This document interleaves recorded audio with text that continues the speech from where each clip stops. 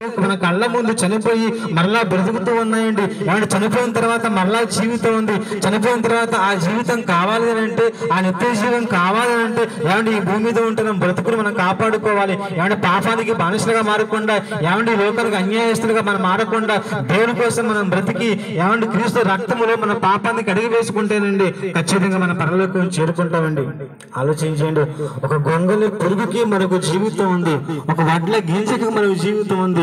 మరి దేవుని పోలికలో ఉంటున్న మనకు జీవితం లేదంటారా? ఖచ్చితంగా ఉందండి. కనుక ఆ మహాలోకములో మనం చేరాలి అని అంటే, ఆ మహాలోకములో మన పరలోకం పొందుకోవాలనుకుంటే, ఏమంటే తండ్రి వద్దకు చేరుకోవాలనుకుంటే, ఏమంటే ఈ భూమి మీద దేవుని కోసం బ్రతకాలి. దేనికోసం బ్రతకాలండి? ఏమన్నా బంధువులైనా, స్నేహితులైనా, రక్త సంబంధికులైనా ఏమన్నా కొద్ది కాలం మనతో ఉంటారండి, తర్వాత ఎవరు కూడా ఉండరండి. మనం సంపాదించిన ఆస్తి కూడా కొద్ది కాలం మనతో ఉంటుందండి, తర్వాత అది మనకు దక్కదండి. కనుక దేవుడే శాశ్వతం కనుకనే, శాశ్వతమైన లోకం పరలోకమే కనుకనే, ఏమంటే పరలోకం చేరుకోవడం కోసం మనం ప్రయత్నం చేద్దాం. అటువంటి గొప్ప భాగ్యము దేవుడు మన కుటుంబాలకు, మీ గ్రామాలకి, మీ కుటుంబాలకు దేవుడు దయచేయునుగాక.